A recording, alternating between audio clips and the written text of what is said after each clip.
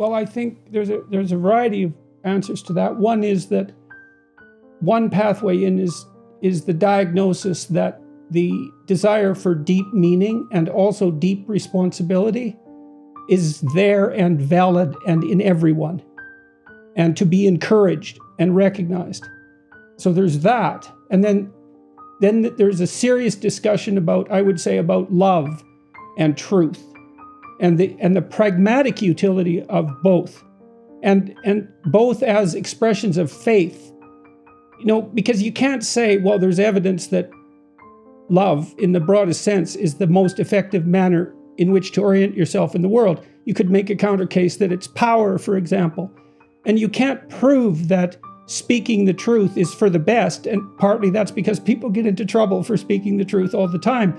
But you can say, you can stake your life on those two things and see what happens. And that there's an adventure in that, and that appeal to adventure, that's really attractive to especially to young men, but to young people in general. And then there's one other element, which is part of it has to be the removal of rational objections. It's like when I did my biblical lecture series, I said I was going to stay psychological about it, except when I had to become metaphysical because of the limitations of my knowledge.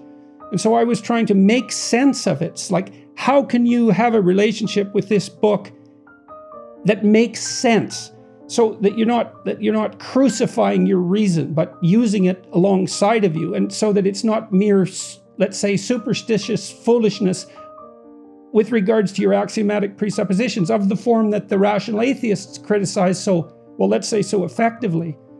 So I said, well, I brought reverence to Genesis. I said, this book's been around a long time, and there's the possibility that there's something in it that I don't understand that's appealed to people across history, and let's approach it from that perspective and see what we can make of it. And that seems to have proved extremely popular, like sort of unbelievably popular.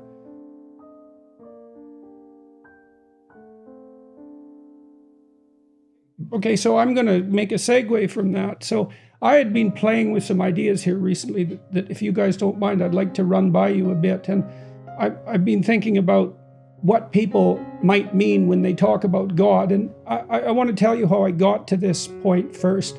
So there's this idea that's coming out of this postmodern and Marxist critique of the West, that the primary organizing principle first of all, that social institutions in the West are structured according to Western axioms. That's the first one. And the second one is that they're structured according to the arbitrary expression of power. And we'll start with the second one. I think that is antithetical to the truth. And the reason I think that is because when I've met men of goodwill who are successful in functional organizations, they're creative and productive and honest and generous and kind and mentors. And they might deviate from that when their desire for power overtakes them, but that's a deviation from the genuine spirit. And so then I was thinking, I had this vision at one point, and it was like an ancestral vision. It gave me some insight into ancestor worship. And I had this vision of all these men that had had an influence on me in my life. I could see them all, and it was like the positive elements of them were the same. And then that sort of extended back into history a bit. I was thinking about historical figures and this spirit shining through. And I thought, well, the spirit that shines through the ancestral figures, that's equivalent to the Old Testament God. That's the animating spirit of civilization. Now, I'm not making a metaphysical claim here. I'm not. I'm saying that, we already talked about the fact that when we're in a deep conversation, there's something the same about us that's operating. And I would say, like a biologist like E.O. Wilson would agree with that. We wouldn't be able to communicate with one another if we weren't talking about something that was fundamentally human, because we wouldn't understand our axiomatic presuppositions. So we have to be speaking from the particular to the universal in order for us to communicate.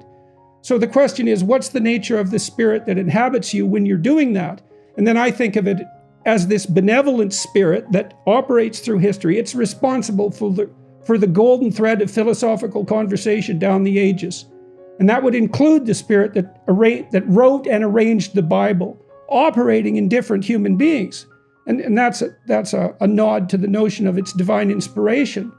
And so I was thinking, these aren't attributes of God that the atheists consider, because they reduce it to a set of relatively absurd axiomatic presuppositions. But there are experiential elements to this. And so I think we exist within a hierarchy of values, and that selects our attention, because you pay attention to what you value.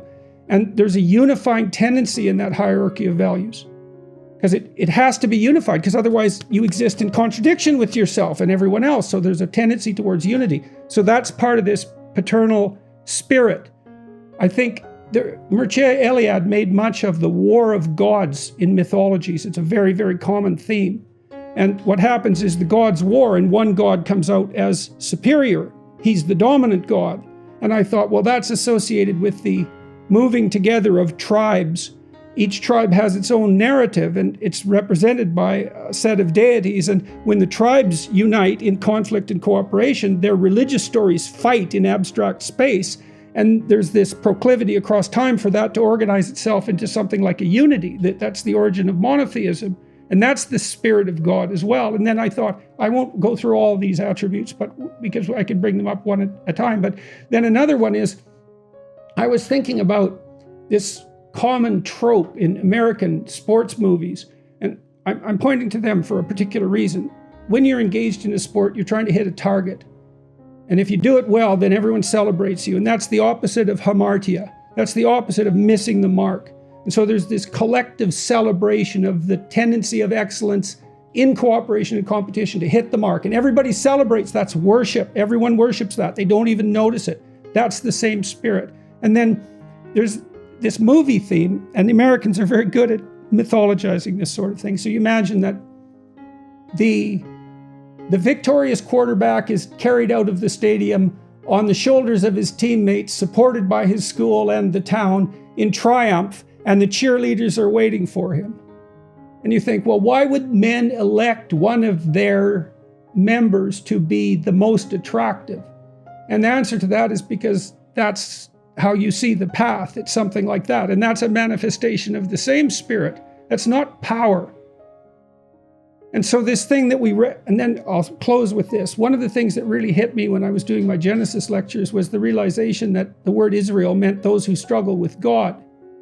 And I think that's a way better definition of belief, true belief, than reliance on an axiomatic set of explicit presuppositions. It's like, this is something you contend with, right? It's like, what's the ideal? Is there an ideal? If there is an ideal, of what nature is it? Is it a personality? How does it manifest itself across time? We don't know the answers to this, but we can definitely wrestle with that.